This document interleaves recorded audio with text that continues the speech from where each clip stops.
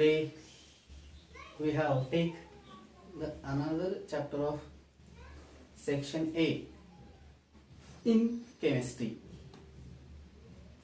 Already we have studied the two chapter in this section A in physics.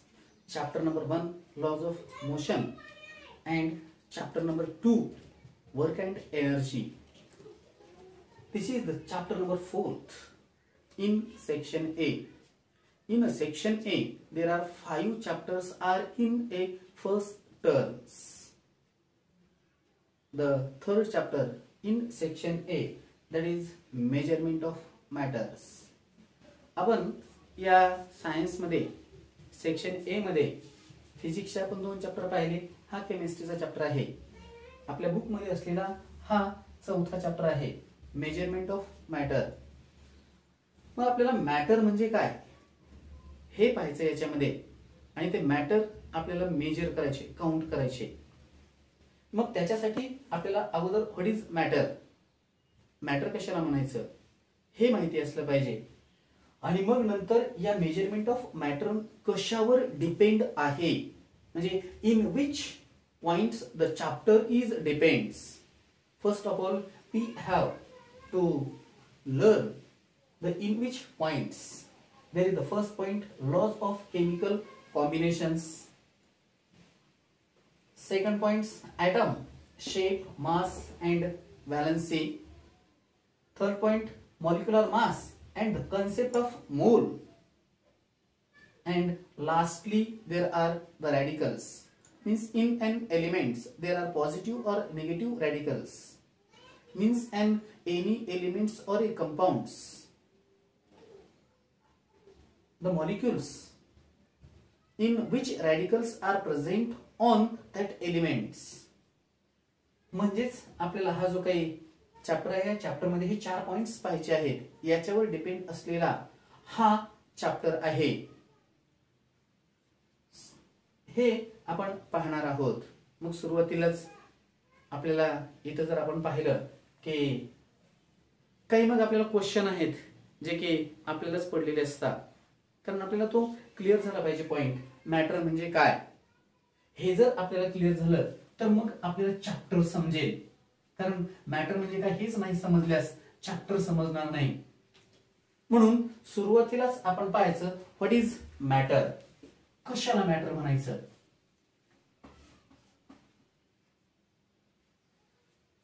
तसं तर आपण अनेक definition आजपर्यंत पाहिल्या की काही जसं ऍटमची आपल्याला डेफिनेशन माहित आहे की smallest individual particles in an any elements. कुठल्याही एलिमेंट्सचा असलेला individual particles they do not see our naked eyes. आपल्या डोळ्यांनी दिसत नाही, त्याचे भाग होत नाहीत, त्याला आपण ऍटम म्हणतो. मग तसं मॅटर म्हणजे काय. मॅटर म्हणजेच anything around us.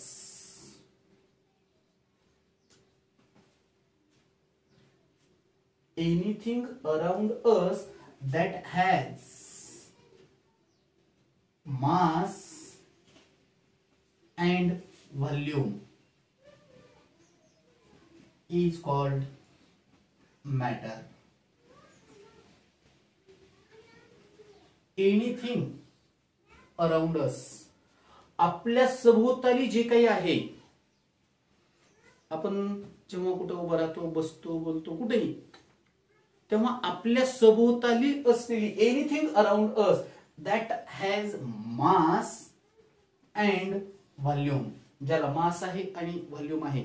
Each and every object in this living world they have the mass and volume. Means each and every objects in this world they have the matters to made up of a matters. या असलेल्या सजीव सृष्टीमधील प्रत्येक objects living as well as non living that has mass. त्याला mass आहे, त्याला volume पण आहे. म्हणजेच प्रत्येक ऑब्जेक्ट ही मॅटर आहे. Even we are the matter, but the object is made up by a different matters have a different object. मग प्रत्येक ऑब्जेक्टचं मॅटर हे डिफरंट आहे. सर्वच ऑब्जेक्ट एकाच मॅटरच्या तयार झालेले नाहीयेत. जसं की समजा आपल्याला जर एक्झाम्पल विचारलं की fan is a matter. Fan मॅटरचे आहे का? Yes, because already we have learn the anything around us or in this living worlds, each and every living or non-living objects they have made up of a matters. आपण शिकलेलोच आहोत की प्रत्येक कुठलीही object असेल, आपल्याला जर कोणी विचारलं बोर्ड मॅटरचा आहे का? यस. आपण मॅटरचे आहेत का? Yes. Each and every object. तसा फॅन मॅटर? यस. मग फॅन मध्ये कुठलं मॅटर आहे? They are made up of a iron means ferrous is the molecular formula means the element iron, ज्याला आपण म्हणतो की लोखंडाचा आहे फॅन. म्हणजेच याच्यामध्ये या फॅन मध्ये फेरस हे मॅटर आहे. मग आपल्याला विचारलं की बुक आहे, बुक मॅटरची आहे का? यस. कशाची आहे? Smallest particles. कशाचे पार्टिकल्स आहेत? Made by a wood. Wood, कारण लाकडापासून पुस्तक तयार होतं. पुस्तक तयार होतं म्हणजे लाकडापासून ते पेज बनवलेलं असतं. कुठलंही जेव्हा एखादं नोटबुकचं पेज असेल, कुठलंही जे पेज तयार होतं ते लाकडापासून तयार होतं. म्हणजेच बुक हे तयार होतं या असलेल्या स्मॉलेस्ट पार्टिकल्स पासून. तसं मग एखादी चेअर असेल, प्लास्टिकची चेअर असेल तर त्यात प्लास्टिकचं मॅटर कुठलंही असेल, इच अँड एव्हरी ऑब्जेक्ट, त्याला आपण मॅटर म्हणायचं. मग हे जे काही मॅटर आहे त्याला मेजरमेंट करायचं. Means count the matter in and any object. How many matter are present. मग किती मॅटर आहे? जसं की मग आपण आहेत, मग आपल्यामध्ये किती मॅटर आहे? मग आपल्याला आपण मॅटरचेच विचारलं. Man means human being made by a matter. Cell is the matter.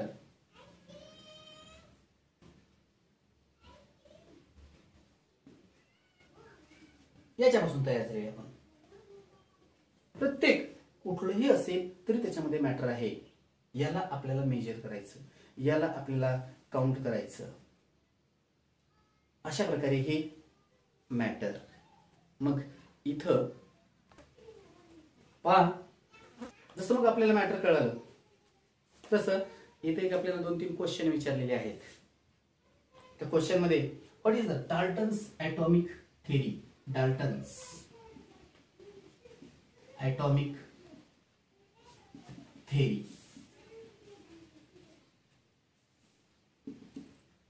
आपण गेल्या वर्षी पाहिला होता एक चॅप्टर इनसाइड द ॲटम. त्या इनसाइड द ॲटम मध्ये आपण रुदरफोर्डची थेरी पाहिली होती, थॉमसनची थेरी पाहिली होती आणि तिथंच डाल्टन्सची थेरी पण आपण पाहिली होती. Dalton's atomic theory. What is the Dalton's atomic theory? Dalton's atomic theory काय आहे? काय सांगितलं आपल्याला डाल्टनने त्यावेळेस? डाल्टनने आपल्याला सांगितलं होतं की ॲटम हा जो काही ॲटम आहे, there is a no space. याच्यात कुठला स्पेस नाही, हे पूर्णपणे भरलेलं आहे. एकही रिकामा स्पेस नाही. रिकामा स्पेस नाही. त्यावेळेस यांनी एक्झाम्पल दिलं होतं इथं की लाईक ए बुंदी लाडू. जसा बुंदीचा लाडू असतो, कुठला स्पेस नसतो. Different elements joining each other to form a atom. Hard, spherical,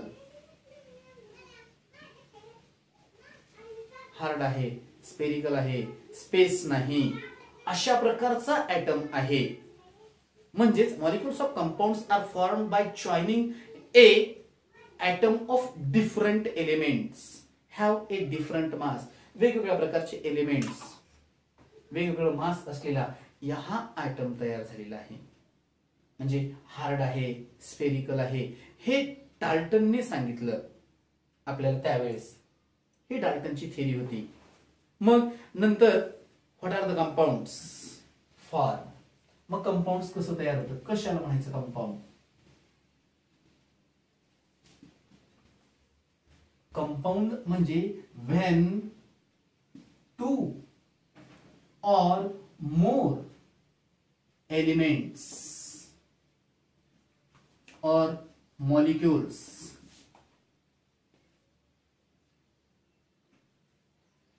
they are chemically combined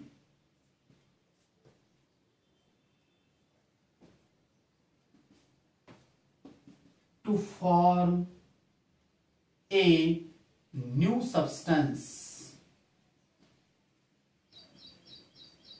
is called compound.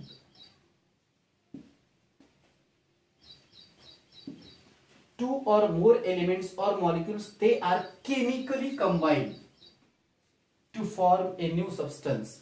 याला आपण कंपाऊंड म्हणतो. म्हणजे कंपाऊंड कशाच तयार होतं, तर एलिमेंट्स, मॉलिक्युल्स केमिकली म्हणजे ते एकमेकात मिक्स झालेले असतात.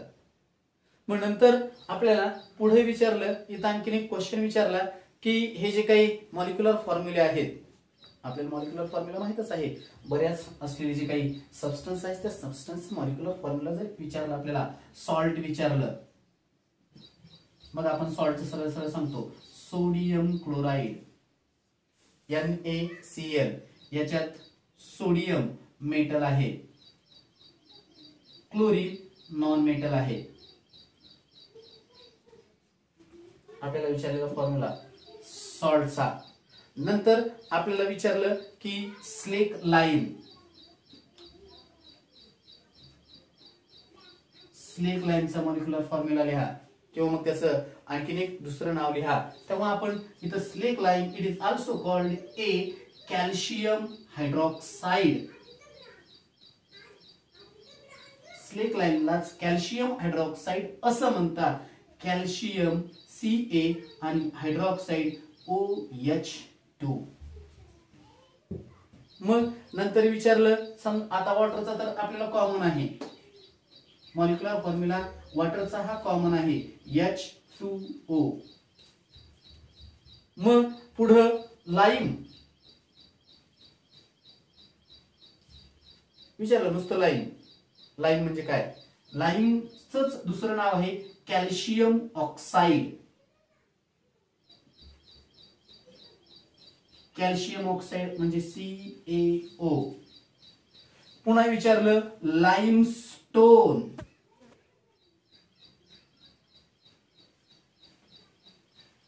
याला दुसरं आणखी नाव आहे कॅल्शियम कार्बोनेट.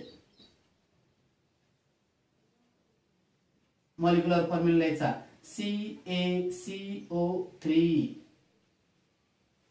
पहा, सॉल्ट म्हणलं की सोडियम क्लोराईड येतं, स्लेक लाईम म्हणलं की कॅल्शियम हायड्रॉक्साईड येतं, वॉटर H2O आहे, लाईम नुसतं म्हणलं की कॅल्शियम ऑक्साईड येतं, लाईमस्टोन म्हणलं की कॅल्शियम कार्बोनेट येतं.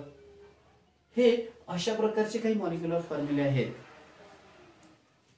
आपल्याला सांगितले की आपण तसं previous means last year we have already studied what is compounds, what is Dalton's atomic theory, write the some names of chemical compounds.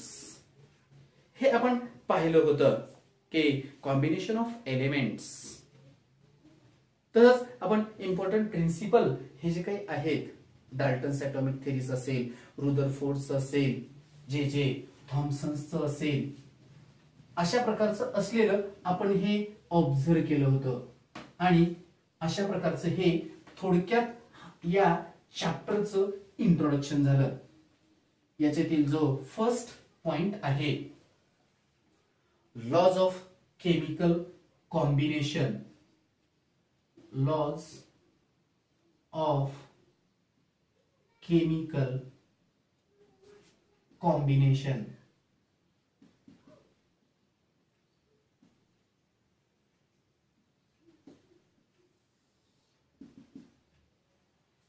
काय आहे हा लॉ? कशाला म्हणायचं केमिकल कॉम्बिनेशन? जसं आपण पाहतो की कुठलाही सबस्टन्स असेल, त्या सबस्टन्स मध्ये composition of A substance during a chemical change, substance changes, composition of a substance changes. composition आहे, composition of a substance, कुठलाही का सबस्टन्स असेल त्याचं कंपोजिशन. कंपोजिशन मीन्स कंपोनंट्स, म्हणजे सबस्टन्स मध्ये असलेले कंपोनंट्स. मग कंपोनंट्स मग हे डिफरंट कंपोनंट्स असतात कुठलाही सबस्टन्स असेल. म्हणजेच याच्यामध्ये when two or more elements, two or more elements याच्यात असतात. आणि हे काय होतं, composition of A substance chemically changes. तेव्हा याच्यात जो changes during chemical change, chemical change होतो कधी, म्हणजेच पुढं जेव्हा एखादी केमिकल रिएक्शन होते तेव्हा पूर्णपणे मध्ये असलेले जे काही सबस्टन्स मध्ये असलेले जे काही कंपोजिशन आहेत, म्हणजेच जे एलिमेंट्स असतील ते एलिमेंट्स हे काय होतात, बदल होतो त्यांच्यामध्ये. केमिकल बदल, केमिकल चेंज हा परमनंट चेंज आहे त्याच्यामध्ये असलेला, म्हणजेच ते घटक पूर्णपणे बदलतात. हे पण आपण पाहिलेलं आहे. म्हणजेच जेव्हा आपण पाहतो की या 16, 18 and 19th century, या सेंचुरी मध्ये जे काही आपण पाहिलं तर इथं असलेले त्यावेळेस जे काही सायंटिस्ट, मग त्यांना मॉलिक्युलर फॉर्म्युले लिहिण्याची सायंटिस्टने परफॉर्म केलं आणि ॲक्युरेट मेजरमेंट मॅटरचं काढलं की कुठलंही एखादं सबस्टन्स असेल दे मेजर ॲक्युरेटली. त्यांनी एक्सपेरिमेंट केले आणि एक्सपेरिमेंट केलं की आपल्याला कळतं की ॲक्युरेट मध्ये काय आहे. त्या एखाद्या सबस्टन्स मध्ये असलेलं ते त्यांनी डिस्कव्हर केलं आणि याच्यातूनच लॉ ऑफ केमिकल कॉम्बिनेशन हा डिस्कव्हर झाला. कधी डिस्कव्हर झाला की जेव्हा एखादा सबस्टन्स आहे, त्या सबस्टन्स जेव्हा त्याच्यामध्ये केमिकल चेंज होतो. कधी होतो केमिकल चेंज, तर केमिकल रिएक्शन जेव्हा घडते तेव्हा, चेंजेस ड्यूरिंग केमिकल चेंज, तेव्हा म्हणजे सबस्टन्स यूज अँड फॉर्म, त्या सबस्टन्स हा त्याचा उपयोग, वेगवेगळ्या प्रकारचे असलेले कंपाऊंड्स, जे काय आपण डाल्टनची ॲटॉमिक थेरी पाहिली, त्या डाल्टनच्या ॲटॉमिक थेरीमध्ये जे आपण पाहिलं केमिकल कॉम्बिनेशन्स मध्ये, मग यांनी जो लॉ सांगितला याच्यावरून हे जे काही चेंजेस होत राहतात याच्यावर त्यांनी सांगितलेला जो लॉ आहे तो लॉ असा की when two elements,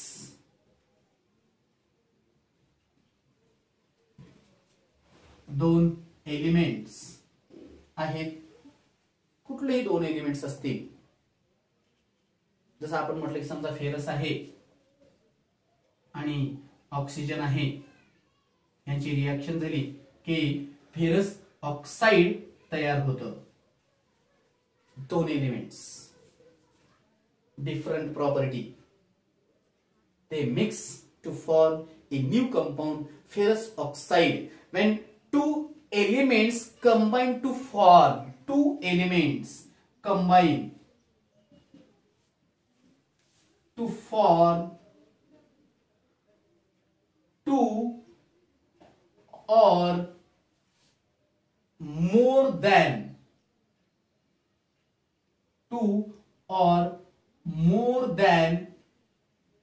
compounds, more than two different compounds.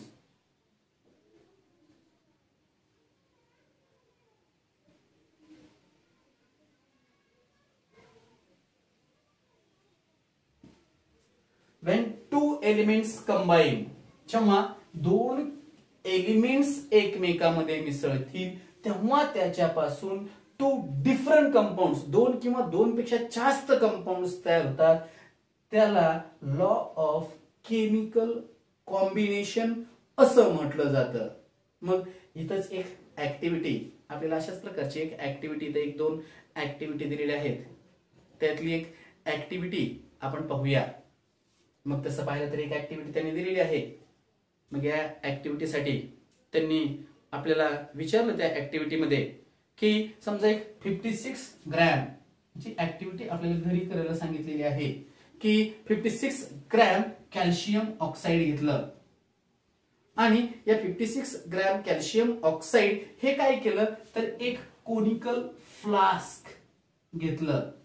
हे अशा प्रकारचं असलेलं कोनिकल फ्लास्क मध्ये 56 ग्रॅम कॅल्शियम ऑक्साईड टाकलं आणि 18 ग्रॅम वॉटर मिक्स केलं. या कोनिकल फ्लास्क मध्ये measure the mass of substance to form. मग जेव्हा नवीन पदार्थ तयार होईल म्हणजेच कॅल्शियम ऑक्साईड प्लस वॉटर जेव्हा एकमेकांमध्ये मिक्स होईल तेव्हा जो नवीन सबस्टन्स होईल त्याचं मास किती असेल, कारण हे 56 आणि हे 18 ग्राम आहे. मेजर करा आणि what similarity do you find, write your inference. तुम्हाला काय सिमिलॅरिटी दिसतील, कारण वॉटर आहे याच्या प्रॉपर्टी वेगळ्या, कॅल्शियम ऑक्साईडच्या प्रॉपर्टी वेगळ्या आहेत. म्हणजेच आपण जर पाहिलं तर इथे एक न्यूली सबस्टन्स तयार होतो, चला आपण कॅल्शियम हायड्रॉक्साईड असं म्हणतो. म्हणजेच negatively charge calcium hydroxide is prepared in this activity, means the loss of heat in the form of energy, means a exothermic reaction. Exothermic reactions ही इथं घडून येते. अशीच आणखीन एक आपल्याला ऍक्टिव्हिटी सांगितलेली आहे. ती जी दुसरी ऍक्टिव्हिटी आहे तर दुसऱ्या ऍक्टिव्हिटी मध्ये पहा काय केलं, एक कोनिकल फ्लास्क घ्यायचं. हे जे काही कोनिकल फ्लास्क आहे या कोनिकल फ्लास्क मध्ये एक कॅल्शियम क्लोराईड काय करायचं घ्यायचं, आपण कॅल्शियम क्लोराईड घेतलं. घेतल्याच्या नंतर याच्यामध्ये एक सोल्युशन, एक टेस्ट ट्यूब घ्यायची आपण आणि या टेस्ट ट्यूब मध्ये आपल्याला टेस्ट ट्यूब माहित आहे, ही टेस्ट ट्यूब हे कोनिकल फ्लास्क, टेस्ट ट्यूब मध्ये आपण सोडियम सल्फेट Na2SO4 याला सोडियम सल्फेट म्हणायचं, हे याच्यात टाकायचं आणि ही टेस्ट ट्यूब काय करायची याच्यात ठेवायची. एक थ्रेड घ्यायचा आणि थ्रेडनी ही टेस्ट ट्यूब ज्याच्यामध्ये सोडियम सल्फेट आहे ती याच्यात ठेवायची आणि रबर कॉर्कच्या साहाय्याने याला एअर टाईट करायचं आणि नंतर एक आपला इलेक्ट्रॉनिक बॅलन्स घ्यायचा आणि त्या इलेक्ट्रॉनिक बॅलन्सवर याचं असलेलं जे काही वेट आहे हे वेट मेजर करायचं. समजा यांचं वेट 300 ग्रॅम एवढं वेट आलं. मग नंतर याची रिएक्शन करायची. रिएक्शन करायची म्हणजे काय करायचं तर हा जो हे जे काही कोनिकल फ्लास्क आहे या कोनिकल फ्लास्कला थोडं आपण क्रॉस करायचं.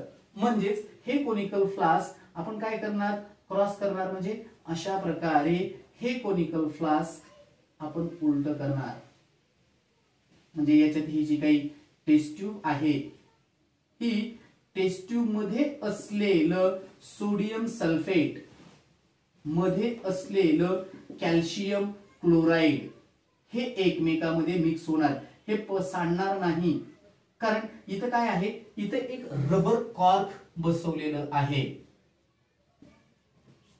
जसं आपण एखादा पाण्याचा ग्लास घेतो आणि हा पाण्याचा ग्लास काय करतो, आपण इथून पाणी भरलं, पाणी भरल्याच्या नंतर आपण हात असा ठेवतो आणि असं उलट करतो आणि पुन्हा तो पाणी सांडतं का, पहा सांडत नाही. तसं काय होईल, हे दोन्ही एकमेकांमध्ये मिक्स होईल.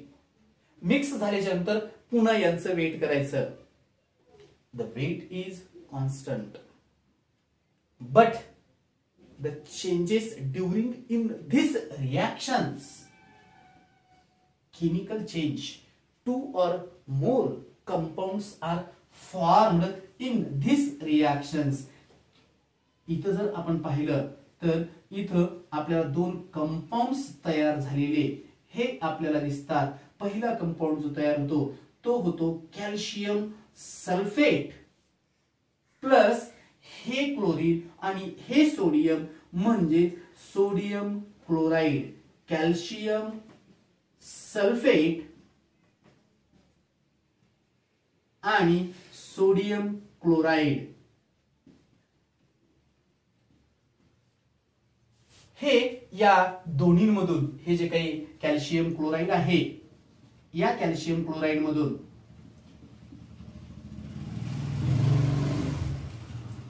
Sodium sulphate